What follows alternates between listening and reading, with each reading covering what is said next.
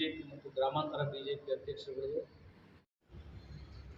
ನಾಯ್ಡೂರವರು, ಅವಿನಾಶ್ ನಾಯ್ಡೂರವರು ಆಯ್ಕೆಯಾಗಿದ್ದಾರೆ. ಅವರ ಅವಧಿನಲ್ಲಿ ಬರಲಿರ್ತಕ್ಕಂಥ ಏನು ಸದಸ್ಯತ್ವ ನೋಂದಣಿ ಕಾರ್ಯ ನಿನ್ನೆಯಿಂದಲೇ ಪ್ರಾರಂಭ ಆಗಿದೆ ಇಡೀ ದೇಶದಾದ್ಯಂತ. ನಾವು ಅದಕ್ಕೆ ಪ್ರತಿಯಾಗಿ ಈ ಥರ ಸುಳ್ಳುಗಳನ್ನು ಹೇಳೋಂಥ ಅವಶ್ಯಕತೆ ಇಲ್ಲ. ಕಾನೂನು ನಡಿನಲ್ಲಿ ನಿಮ್ಗೆ ಅವಕಾಶ ಇದ್ದರೆ ನೀವು ನಗರಸಭಾ ಅಧ್ಯಕ್ಷರಾಗಿದ್ದೀರಾ, ಸುಮ್ಮನಿರಿ. ನೀವು ಆಗಿದ್ದೀರಾ, ತಪ್ಪೋ ಸರಿನೋ ನೀವು ಆಗಿದ್ದೀರಾ, ಅದು ಕಾನೂನಿದೆ. ಮುಂದಿನ ಕಾನೂನು ಅದೇನು ಕ್ರಮ ತಗೊಂಡೈತೆ ಅದೇನಾಗುತ್ತೆ. ಅದು ಬಿಟ್ಟು ನೀವು ಸುಳ್ಳು ಹೇಳಿಕೊಂಡು ನಾನಿನ್ನೂ ದಳದಲ್ಲೇ ಇದ್ದೀನಿ, ನನಗೂ ಕಾಂಗ್ರೆಸ್ಗೂ ಸಂಬಂಧನೇ ಇಲ್ಲ ಅಂತೇಳಿ ಹೇಳಿದ್ದನ್ನು ನಾವು ಖಂಡಿಸಿ ಒಂದು ಪತ್ರಿಕಾಗೋಷ್ಠಿಯನ್ನು ಮಾಡಿದ್ವು. ಆ ಸಂದರ್ಭದಲ್ಲಿ ನಗರದ ಜನ ಮಾತಾಡೋ ಅಂಥ ಸಂಗತಿಗಳನ್ನು ಮತ್ತು ಆ ಹಿಂದೆ ಅವರು ಆದಂಥ ಅವರ ಅವಧಿನಲ್ಲಿ, ಅವರು ಅಧ್ಯಕ್ಷ ಆದಂಥ ಅವಧಿನಲ್ಲಿ ನಮಗೂ ಒಂದು ವಿರೋಧ ಪಕ್ಷದಲ್ಲಿರ್ತಕ್ಕಂಥ ನಾವುಗಳು ಅವರು ಅಧಿಕಾರದಲ್ಲಿದ್ದಂಥ ಸಂದರ್ಭದಲ್ಲಿ ಮಾಡಿರ್ತಕ್ಕಂಥ ಅನೇಕ ಭ್ರಷ್ಟಾಚಾರದ ಪ್ರಕರಣಗಳನ್ನು ಪ್ರಸ್ತಾಪ ಮಾಡಿದ್ದು. ಜೊತೆಗೆ ಅರಸೀಕೆರೆ ತಾಲೂಕಿನ ಜನ ಏನು ಇವರನ್ನ ನಗರಸಭಾ ಅಧ್ಯಕ್ಷರಾಗಿ ಆಯ್ಕೆಯಾಗಿದ್ದಕ್ಕೆ ಯಾವ ರೀತಿ ಪ್ರತಿಕ್ರಿಯೆ ಇತ್ತು ಅನ್ನೋದನ್ನು ನಾನು ಸೂಚ್ಯವಾಗಿ ತಿಳಿಸಿದೆ. ಅದಕ್ಕೆ ಅವರೊಂದು ಪತ್ರಿಕಾಗೋಷ್ಠಿಯನ್ನು ಕರೆದು ನನ್ನ ಮೇಲೆ ಅನೇಕ ಆರೋಪಗಳನ್ನು ಮಾಡಿ ನನಗೆ ಧಮಕಿ ಹಾಕೋ ರೀತಿಯಲ್ಲಿ ಹುಷಾರ್ ಅಂತೇಳಿ ವಾರ್ನಿಂಗ್ ಕೊಟ್ಟು, ನಿಮ್ಮ ಮನೆಯೇ ಕಿತ್ಕೊಂಡ್ಬಿಡ್ತೀವಿ ನಾವು ಮಾನನಷ್ಟ ಮೊಕದ್ದಮೆ ಹಾಕಿ ಅಂತೇಳಿ ನನ್ನ ಮೇಲೆ ಕೆಲವು ಆರೋಪಗಳನ್ನು ಅವರು ಮಾಡಿದರು. ಅದರಲ್ಲಿ ಮೊದಲನೇದಾಗಿ ನಿಮಗೆ ಯಾವ ನೈತಿಕತೆ ಇದೆ, ನಿಮ್ಮ ಇತಿಹಾಸ ಎಲ್ಲ ನನಗೆ ಗೊತ್ತು ಅಂಥೇಳಿ ನನ್ನ ಮೇಲೆ ಒಂದು ಆರೋಪ ಮಾಡಿದರು.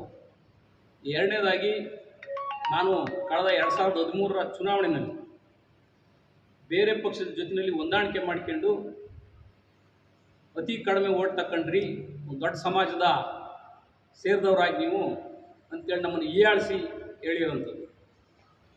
ಮತ್ತು ಜೊತೆಗೆ KRDCಯಲ್ಲಿ ನೀವು ಉಪಾಧ್ಯಕ್ಷರಾಗಿದ್ದ ಸಂದರ್ಭದಲ್ಲಿ ಏನು ಕೆಲಸ ಮಾಡಿದಲ್ಲಿ AC ಕಾರಲ್ಲಿ ಓಡಾಡ್ಕೊಂಡಿದ್ರಿ, ಯಾವುದೋ ಏನು ನಮಗೆ ಕೆಲಸ ಆಗಲಿಲ್ಲ ನೀವು ಅಂತೇಳಿ ನೀವು ಒಂದು ಆರೋಪವನ್ನು ಮಾಡಿದ್ದಾರೆ. ಮತ್ತು ಇನ್ನೊಂದು ಪ್ರಮುಖವಾದಂಥ ಆರೋಪ ಅವರು ಮಾಡಿರ್ತಕ್ಕಂಥದ್ದು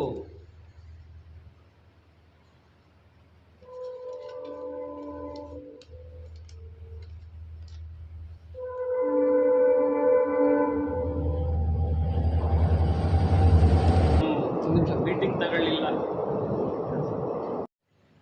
ಅವರು ಆರೋಪವನ್ನು ಮಾಡಿದರು. ನನ್ನ ಇತಿಹಾಸ, ನನ್ನ ಹಿನ್ನೆಲೆ, ಈ ವಿಚಾರ ನನಗೆ ವೈಯಕ್ತಿಕವಾಗಿ ಈಗ ಅವರಿಗೆ ಒಂದು ನಗರಸಭಾ ಅಧ್ಯಕ್ಷರಾಗಿದ್ದರಿಂದ ನಾನೊಬ್ಬ ವಿರೋಧ ಪಕ್ಷದಲ್ಲಿರೋದು ಮತ್ತು ನಾನೊಬ್ಬ ನಾಗರಿಕನಾಗಿ ಕೆಲವು ಸಾರ್ವಜನಿಕ ವಲಯದಲ್ಲಿ ಕೇಳಿ ಬಂದಿರತಕ್ಕಂಥ ಕೆಲವು ಆರೋಪಗಳನ್ನು ಉತ್ತರ ಕೊಡಿ ಅನ್ನೋ ವಿಚಾರದಲ್ಲಿ ನಾನು ಪ್ರಸ್ತಾಪ ಮಾಡಿದೆ.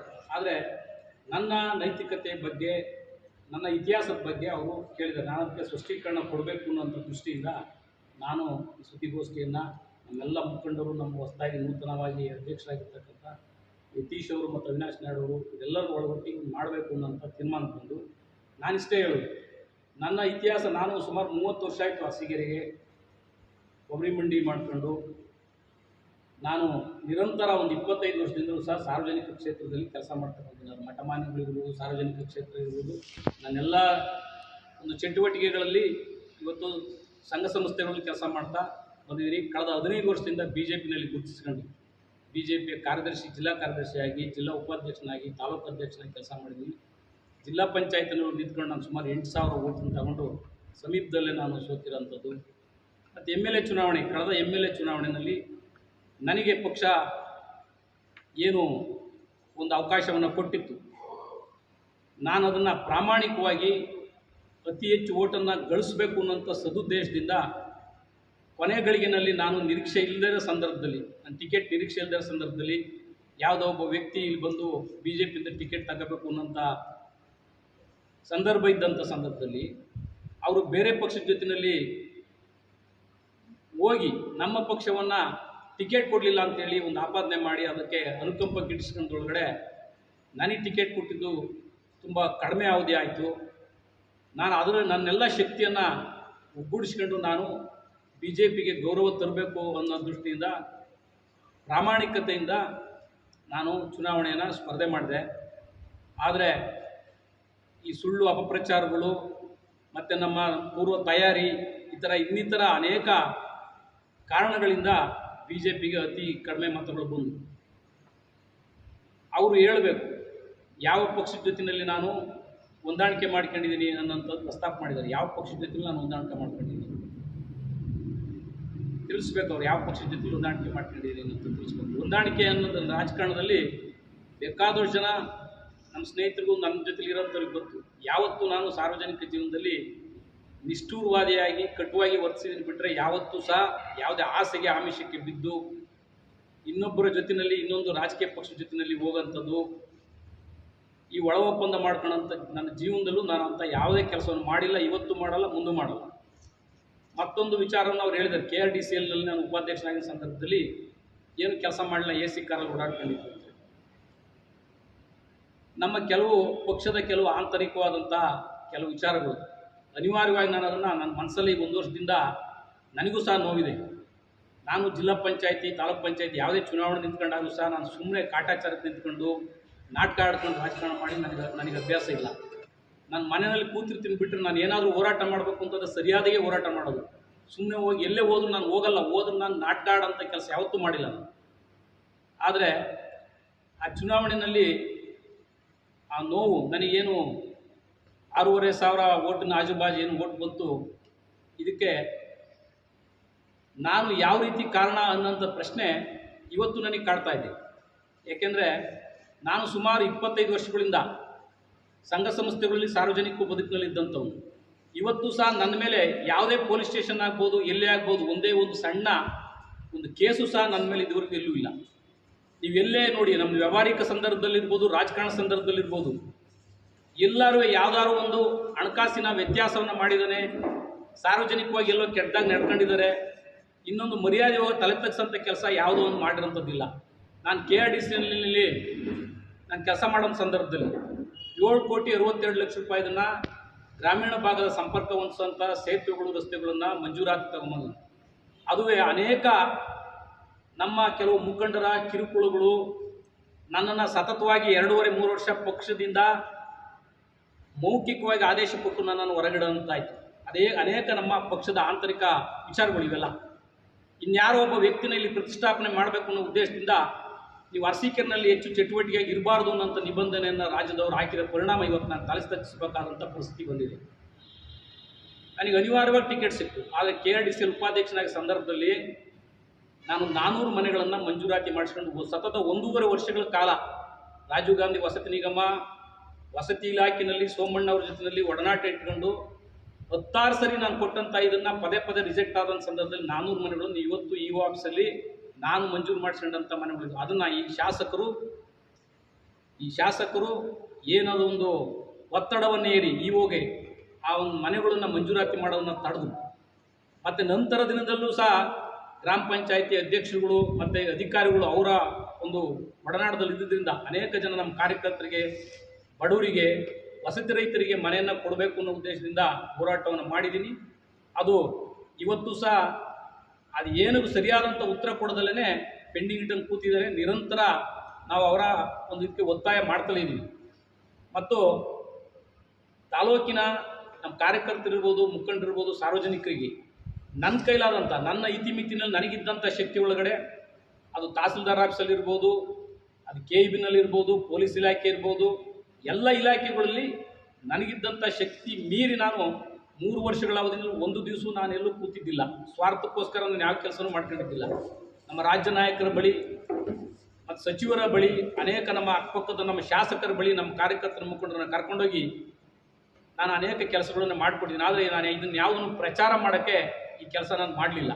ಆದ್ದರಿಂದ ಅವರಿಂದ ನಾನು ಉತ್ತರ ಏನು ಕೊಡೋದು ಅಂದರೆ, ನನ್ನ ಅವಧಿನಲ್ಲಿ, ನನ್ನ ಇತಿಮಿತಿನಲ್ಲಿ ನಾನು ಅನೇಕ ಕೆಲಸಗಳನ್ನು ನಾನು KRDCL ಇದ್ದಂಥ ಸಂದರ್ಭದಲ್ಲಿ ನಾನು ಮಾಡಿದ್ದೀನಿ. ಆದರೆ ಸೀರೆ ಹಂಚೋ ಕೆಲಸ, ಪ್ರಚಾರ ಗಿಡಿಸ್ಕೊಳ್ಳೋಂಥ ಕೆಲಸ, ಬೇರೆ ಬೇರೆ ಕೆಲಸ ಮಾಡೋಕ್ಕೆ ಯಾಕೆ ಆಗಲಿಲ್ಲ ಅಂತಂದರೆ, ನನಗೆ ರಾಜ್ಯ ನಾಯಕರ ಸೂಚನೆ, ಇಲ್ಲಿ ಬಂದಂಥ ಒಬ್ಬ ಕ್ಯಾಂಡಿಡೇಟ್ ಆಗಬೇಕು ಅಂತೇಳಿ ಬಂದಂಥ ಓಡಾಡ್ತಿದ್ದಂಥ ವ್ಯಕ್ತಿಯ ಮತ್ತು ಬೇರೆ ರೀತಿಯಲ್ಲಿ ಅಲ್ಲಿ ರಾಜ್ಯದಲ್ಲಿ ಆದಂಥ ಕೆಲವು ಘಟನೆಗಳ ಆಧಾರದಲ್ಲಿ ನನ್ನನ್ನು ನೀನು ಇಲ್ಲಿಗೆ ಸೀಮಿತವಾಗಿರಬೇಕು ಅನ್ನೋಂಥ ಒತ್ತಡವನ್ನು ಹಾಕಿ ಪಕ್ಷದಿಂದ ಹೊರಗಿಟ್ಲಾಕಿ ನನ್ನ ಪಕ್ಷದಲ್ಲೂ ಸಹ ಚಟುವಟಿಕೆ ಮಾಡೋದಕ್ಕೆ ಆಗಲಿಲ್ಲ. ಇಂಥ ಸನ್ನಿವೇಶದಲ್ಲಿ ನನಗೆ ಟಿಕೆಟ್ ಕೊಟ್ಟಿದ್ದರಿಂದ ನಾನು ಕಡಿಮೆ ಓಟ್ ಬಂದಿದೆ ಅಂತ ನಾನು ಅಂದ್ಕೊಂತೀನಿ. ಬಿಟ್ಟರೆ ನನ್ನಿಂದ ನಾನು ಯಾವುದು ಮಾನಹಾನಿ ಮಾಡ್ಕೊಳ್ಳೋಂಥ ಯಾವುದೇ ಒಂದು ನನ್ನ ಸಮಾಜದಲ್ಲಿ ಆಗ್ಬೋದು ಮತ್ತು ರಾಜಕೀಯ ಜೀವನದಲ್ಲಿ ಆಗ್ಬೋದು ಕಪ್ಪು ಚುಕ್ಕಿ ಇರೋಂಥ ಕೆಲಸ ನಾನು ಯಾವತ್ತೂ ಮಾಡಿಲ್ಲ. ಆದ್ದರಿಂದ ನೀವು ದಯಮಾಡಿ ತಿಳ್ಕೊಳ್ಳಿ. ನಿಮ್ಮ ಶಾಸಕರನ್ನ ಕೇಳಿ 400 ಮನೆನ ಇವತ್ತು ಈ ಆಫೀಸಲ್ಲಿ ಕೇಳಿ 400 ಮನೆಯನ್ನ ನಿಮ್ಮ ಶಾಸಕರ ಕೇಳಿ ಆಗಲಿಲ್ಲ. ಸತತ 3 ವರ್ಷ ಪ್ರಯತ್ನ ಪಟ್ಟರು. ಶಾಸಕರು ಹೇಳಿದರು ಆ ಸೋಮಣ್ಣ 2 ಕಡೆ ಸೋತ ಸರಿಯಾಯ್ತು ಅವನಿಗೆ, ನಾನು ಎಷ್ಟು ಸರಿ ಮನೆ ಕೇಳಿದ್ರು ಕೊಡಲ್ಲ, ನಿಂಗೆ ಮನೆ ಕೊಟ್ಟವನೆ ಅಂತ ನಿಮಗೆ ಮನೆ ಕೊಟ್ಟವನೆ ಅಂತ ಬೇರೆಯವ್ರ ಹತ್ರ ಮಾತಾಡ್ತಾ ಇದ್ರು ನನ್ನ ಎದುರುಗಡೆ ಯಾವುದೋ ಒಂದು ಜಯಂತಿ ಕಾರ್ಯಕ್ರಮದಲ್ಲಿ ಒಂದು ಸಂದರ್ಭದಲ್ಲಿ. ಈ ಥರ ನನ್ನ ಕೈಲಾದಂಥ ಕೆಲಸಗಳನ್ನ ನಾನು ಮಾಡಿದ್ದೀನಿ. ಈ 2 ಆರೋಪಗಳು ನಮ್ಮ ನೈತಿಕತೆ ಬಗ್ಗೆ ಮತ್ತು ನಮ್ಮ KRDCನಲ್ಲಿ ನಾನೇನು ಮಾಡಲಿಲ್ಲ ಅನ್ನೋದ್ರ ಬಗ್ಗೆ ಮತ್ತು ಸವಾಲು ಹಾಕಿದ್ದಾರೆ. ಮನೆಯನ್ನು ಕಿತ್ಕೊಂತೀನಿ ನಾನು, ನಿಮಗೆ ಮಾನಸ್ಥ ಮೊಕದ್ದಮೆ ಮಾಡ್ತೀನಿ ಅಂತ ಅನೇಕ ಜನ ಅವ್ರ ಜೊತೆಲಿ ಕೂತ್ಕೊಂಡಿರೋಂಥ ಸದಸ್ಯರು. ಅದರಲ್ಲಿ ಯಾರು ದುಡ್ಡು ಇಸ್ಕೊಂಡಿಲ್ಲ ಅವ್ರನ್ನ ಮುಂದ್ಗಡೆ ಕೂರಿಸಿ ಅವ್ರ ಹತ್ರ ಮಾತಾಡ್ಸಿರ್ತಕ್ಕಂಥದ್ದು. ಆದರೆ ನಮಗೆಲ್ಲರಿಗೂ ಗೊತ್ತಿರೋ ರೀತಿಯಲ್ಲಿ ಇವರು ಏನು ರಿಯಲ್ ಎಸ್ಟೇಟ್ ಬಿಸ್ನೆಸ್ ಮಾಡ್ತಾರೆ. ಯಾವುದೋ ಶೆಟ್ರು ಹುಡುಗನ ಇಟ್ಕೊಂಡು ರಿಯಲ್ ಎಸ್ಟೇಟ್ ಬಿಸ್ನೆಸ್ ಮಾಡ್ತಾರೆ. CA ಜಾಗ ನುಂಗಿರ್ತಕ್ಕಂಥದ್ದು, ರಾಜಕಾಲುಗಳನ್ನು ನುಂಗಿರ್ತಕ್ಕಂಥದ್ದು, ಅನೇಕ ಅಕ್ರಮಗಳಲ್ಲಿ ಇವರು ಭಾಗಿಯಾಗಿದ್ದಾರೆ. ನನ್ನ ಮೇಲೆ ಯಾವುದಾದ್ರು ಒಂದು ಹಣದ ದುರುಪಯೋಗ ಆಗಿದೆ, ಅಧಿಕಾರದ ದುರುಪಯೋಗ ಆಗಿದೆ, ನನ್ನ ವ್ಯವಹಾರದಲ್ಲಾಯಿತು, ನನ್ನ ವೈಯಕ್ತಿಕವಾಗಿ ಆಯಿತು, ಯಾರಿಗಾರೊಬ್ಬರಿಗೆ ಮೋಸ ಅನ್ಯಾಯ ಮಾಡಿದಿಂದ ಒಂದೇ ಒಂದು ಪ್ರಕರಣವನ್ನು ಅವ್ರು ಏನಾದರೂ ತಂದರೆ ನಾನಿವತ್ತು ರಾಜಕೀಯ ಕ್ಷೇತ್ರ ಅಲ್ಲ, ಸಾರ್ವಜನಿಕ ಕ್ಷೇತ್ರದಲ್ಲಿ ನನ್ನ ಜನಗಳಿಗೆ ಮುಖನೇ ತೋರಿಸಲ್ಲ ನಾನು. ಆದರೆ ನಿಮ್ಮ ಬ್ರಹ್ಮಾಂಡ ಭ್ರಷ್ಟಾಚಾರ ಮಾಡಿದಂಥವ್ರು ನೀವು ಗಾಜಿನ ಮನೇಲಿ ಕೂತ್ಕೊಂಡು ನಮಗೆ ಕಲ್ಲು ಹೊಡಿತೀರಾ? ನಿಮ್ಮ ಶಾಸಕರನ್ನ ಕೇಳಿ, ನಿಮ್ಮ ಜೊತೆಯಲ್ಲಿ GVT ಬಸವರಾಜ್ ಒಪ್ಪಂದ ಮಾಡ್ಕೊಂಡಿದ್ದಾನೆ ಅಂತ ಕೇಳಿ. ಇಲ್ಲ ಈಗ ನೀವು ಹೇಳ್ತಿರಲ್ಲ ಸುಳ್ಳ, ನಾನಿನ್ನು JDS ಅಲ್ಲಿ ಇದ್ದೀನಿ ಅಂತೇಳಿ, JDS ಮಹಾನಾಯಕ ಇದರಲ್ಲಿ ಯಾರೋ ಒಬ್ರು ಬಂದವರಲ್ಲ ಅವ್ರನ್ನೂ ಕೇಳಿ ನಾನೇನಾದರೂ JDS ಜೊತೆ ಹೊಂದಾಣಿಕೆ ಮಾಡ್ಕೊಂಡಿದ್ದಾನೆ. ನಮ್ಮ ಕೆಲವು ಮುಖಂಡರುಗಳು, ನಮ್ಮ ಕೆಲವು ಪಕ್ಷದವರು, ನಮ್ಮ ಸ್ನೇಹಿತರು, ನಮ್ಮ ಇವರು ರಾಜಕಾರಣದಲ್ಲಿ ಅನೇಕ ಸಂದರ್ಭದಲ್ಲಿ ಅಪಪ್ರಚಾರಗಳಿಗೆ ಒಳಗಾಗಿ ನನಗೆ ಕಡಿಮೆ ಓಟ್ ಬಂತು. BJP ಯಾವತ್ತೂ ಸಹ ಭದ್ರ ನೆಲೆ ಇದ್ದಂಥ ಕ್ಷೇತ್ರ ಇದು. ಆದರೆ ಕಟ್ಟ ಕಡೆ ಗಳಿಗೆಲ್ಲ ಹಿಂಗಾಗಿದ್ದರಿಂದ ನನಗೆ ಈ ಥರ ಆಯಿತು ಅಂತ ನಾನಾದರೂ ನಂಬಿ ಇನ್ನು ಬರುವಂಥ ದಿನದಲ್ಲಿ ನಮ್ಮ ಕಡೆಯಿಂದ ಏನು ತಪ್ಪುಗಳಾಗಿದ್ದಾವೆ, ನಾವೆಲ್ಲಿ ಎಡವಿದ್ದೀವಿ, ಈ ಥರ ಎಲ್ಲ ನನಗೆ ಆ ಪರಿಸ್ಥಿತಿಯ ಇದಕ್ಕೆ ನಾನು ಸಿಗಾಕೊಂಡೆ. ನನ್ನ ಬಲಿಪಶು ಮಾಡಿದಂಥ ಸ್ಥಿತಿ ಅದು. ನನ್ನ ಸ್ನೇಹಿತರೆಲ್ಲ ನನ್ನ ಜೊತೆಲಿ ಇದ್ದಂಥವ್ರಿಗೆ ಗೊತ್ತು ಏನೇನು ಪರಿಸ್ಥಿತಿ ಆಯಿತು, ನಾವು ಯಾವ ರೀತಿ ಜನ ಕಟ್ಟೋದಕ್ಕೆ ಏನೇನೆಲ್ಲ ಮಾಡಿದು ಅನ್ನೋಂಥದ್ದು. ಇಂಥ ಕಷ್ಟದ ಪರಿಸ್ಥಿತಿನಲ್ಲಿ ಅಪಪ್ರಚಾರದ ಮಧ್ಯೆ ನಾನು ಚುನಾವಣೆ ಹೋರಾಟಕ್ಕೆ ಇಳಿಬೇಕಾಗಿ ಬಂತು. ನೀವು ಶಮೀವುಲ್ಲಾರವರೇ, ನೀವು ಮಾತಾಡ್ತೀರಾ ನಗರಸಭಾ ಅಧ್ಯಕ್ಷರಾಗಿ, ಸುಮಾರು 742 ಓಟ್ ಇಟ್ಕೊಂಡು ನೀವು ಇದರಲ್ಲಿ ಒಂದೇ ಧರ್ಮದವರು ಓಟ್ ಇಟ್ಕೊಂಡ್ಬಿಟ್ಟು ಆ ಓಟನ್ನೆಲ್ಲ ಹೋಲ್ಸೆಲ್ಲ ಕೊಂಡ್ಕೊಂಡು ನೀವು ಇವತ್ತು ಮಾತಾಡ್ತೀರಾ. ನೀವು ಬರೀ ನಮ್ಮ ನಗರಸಭೆ ಸದಸ್ಯರು ತಗೊಂಡಿರೋಷ್ಟು ಓಟ್ ತಗೊಂಡಿಲ್ಲ ಅಂತ ನನ್ನ ಮೇಲೆ ಹೇಳ್ತೀರಾ. ಆಯಿತು, ನಿಮ್ಮದು 25-30 ಸಾವಿರ ಓಟ್ ಇದೆ ಅಂತ ಹೇಳ್ಕೊಂತೀರಲ್ಲ, ನೀವು ಯಾವ್ದಾರು ಒಂದು ರಾಷ್ಟ್ರೀಯ ಪಕ್ಷದಲ್ಲಿ ಟಿಕೆಟ್ ತಗೊಂಡು ನಿಂತ್ಕೊಳ್ಳಿ, ನಿಮ್ಗೆ ಎಷ್ಟು ಓಟ್ ಬರುತ್ತೆ ಅಂತ ನಾವು ನೋಡ್ತೀವಿ. ಇದು ಬೊಗಳೆ ಹೊಡೆಯಂಥದ್ದಲ್ಲ.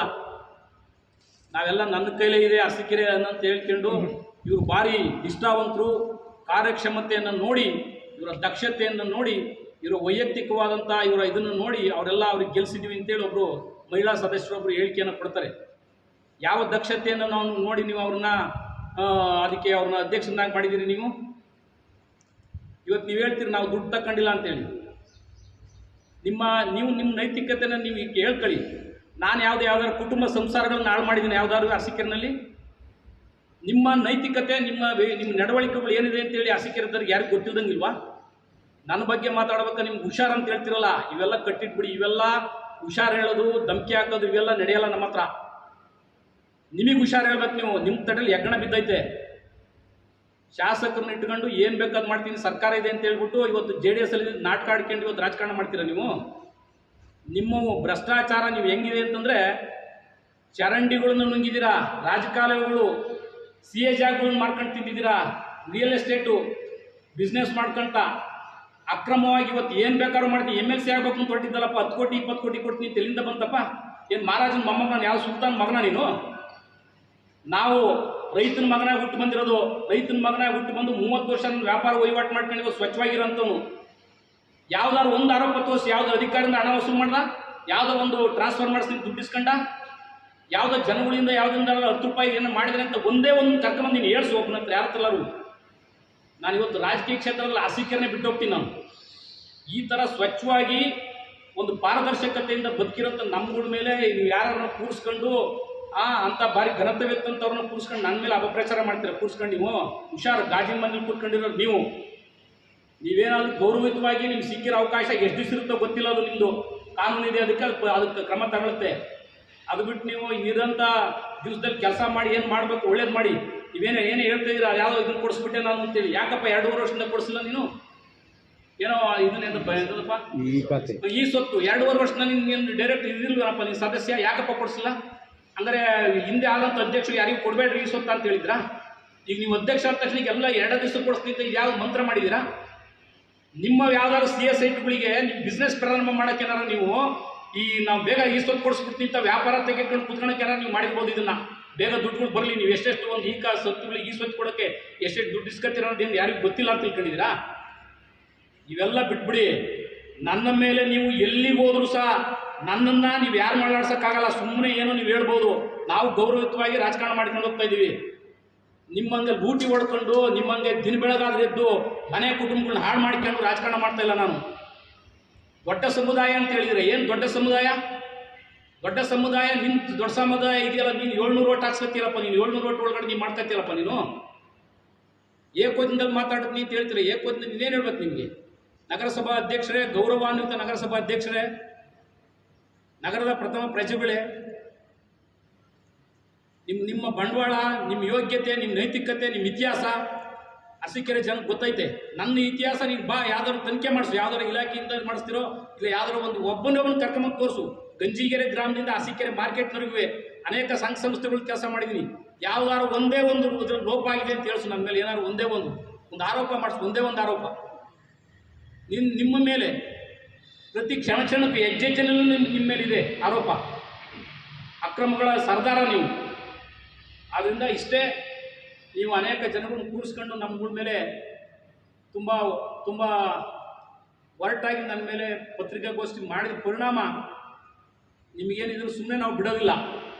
ನಿಮ್ಮ ಹಿಂದಿನ ನೀವು ಮಾಡಿರ್ತಕ್ಕಂಥ ಕರ್ಮಕಾಂಡಗಳಿರ್ಬೋದು, ಮತ್ತು ಮುಂದೆ ನೀವೇನೇನು ಹೇಳ್ತಿದ್ರಲ್ಲ, ಜನಗಳಿಗೆಲ್ಲ ಸೌಲಭ್ಯಗಳನ್ನು ಕೊಟ್ಬಿಡ್ತೀವಿ, ಈ ಸೊತ್ತು ಪಟ್ಟಂತ ಕೊಟ್ಬಿಡ್ತೀನಿ ಅಂತೇಳಿ, ಇವೆಲ್ಲವೂ ಸಹ ಅರಸೀಕೆರೆಯ ಪ್ರತಿ ಒಬ್ಬರ ಹತ್ರಲ್ಲೂ ಇದೆ. ನಿಮ್ಮ ದಾಖಲೆಗಳೆಲ್ಲ, ನೀವು ಮಾಡಿರ್ತಕ್ಕಂಥ ಭ್ರಷ್ಟಾಚಾರದ ದಾಖಲೆಗಳನ್ನ ನನಗಿದಾದ್ಮೇಲೆ ತುಂಬ ಜನ ಫೋನ್ ಮಾಡಿ ಹೇಳ್ತಾ ಇದ್ದಾರೆ, ನಮ್ಮ ಹತ್ರ ದಾಖಲೆ ತಂದು ಕೊಡ್ತೀವಿ, ಇಂಥ ಕಡೆ ಭ್ರಷ್ಟಾಚಾರ ಮಾಡಿದರೆ, ಇಂಥ ಕಡೆ ಸಿಎ ಜಾಗ ಸೈಟ್ ನುಂಗಿದ್ದಾರೆ, ಇಂಥ ಕಡೆ ರಾಜಕಾಲುವೆ ನುಂಗಿದ್ದಾರೆ, ಇಂಥ ಕಡೆ ಭ್ರಷ್ಟಾಚಾರ ಆಗಿದೆ, ನಿತ್ಯದ ಇವರ ಕರ್ಮಗಳು ಏನು ಇವ್ರು ಮಾಡ್ತಾರೆ ಅನ್ನೋಂಥದ್ದು ಎಲ್ಲ ವಿಚಾರಗಳು ನಮಗೆ ತಿಳಿಸ್ತಾ ಇದ್ದಾರೆ. ಬರುವಂಥ ದಿನದಲ್ಲಿ ನಿಮ್ಮ ಏನು ನಗರಸಭಾ ಅಧ್ಯಕ್ಷರಾಗಿ ನೀವು ಮಾಡಿದಂಥ ಅವಧಿಲಿರ್ಬೋದು, ಮತ್ತು ಬೇರೆ ನೀವೇನೇನು ಬ್ರಹ್ಮಾಂಡ ಭ್ರಷ್ಟಾಚಾರ ಮಾಡಿದಂಥ ಬಯಲಿಗೆಳೆಯಂಥ ಕೆಲಸವನ್ನು ನಮ್ಮನ್ನು ಕೆಣಕಿದ್ದೀರಾ.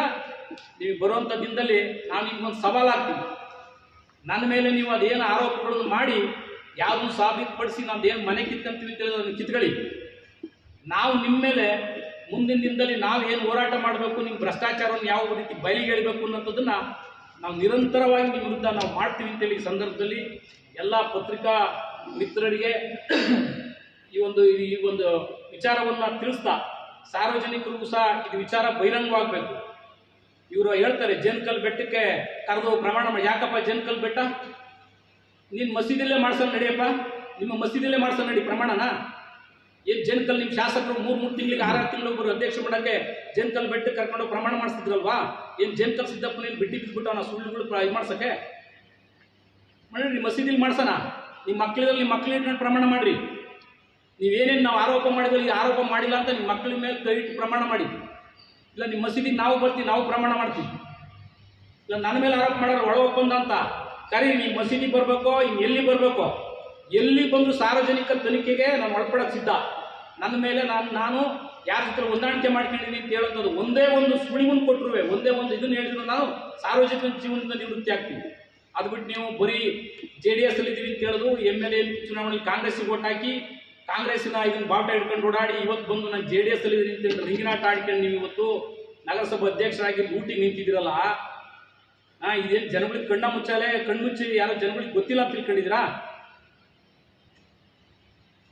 ಇಂಥ ವಿಚಾರಗಳನ್ನ ಹೇಳೋದಕ್ಕೋಸ್ಕರ ಇವತ್ತು ಪತ್ರಿಕಾಗೋಷ್ಠಿ ಕರೆದೇ ಬಂದಂಥ ಎಲ್ಲ ಪತ್ರಿಕಾ ಮಿತ್ರರಿಗೆ, ನನ್ನ ಜೊತೆಯಲ್ಲಿ ಇವತ್ತು ಹೊಸದಾಗಿ ಆಯ್ಕೆಯಾದಂಥ ಗ್ರಾಮ ಮಂಡಲದ ಅಧ್ಯಕ್ಷರಾದಂಥ ಯತೀಶ್ ಅವರಿಗೆ, ನಗರ ಮಂಡಲದ ಅಧ್ಯಕ್ಷರಾದಂಥ ಅವಿನಾಶ್ ನಾಯ್ಡು ಅವರಿಗೆ, ನಮ್ಮ ವಿಜಯ್ ಕುಮಾರ್ ಅವರಿಗೆ, ನಮ್ಮೆಲ್ಲ ಮುಖಂಡರಿಗೂ ಸಹ ನಾನು ಇವತ್ತು ವಂದನೆ ಅಭಿನಂದನೆಯನ್ನು ಹೇಳ್ತಾ ನನ್ನೆಲ್ಲ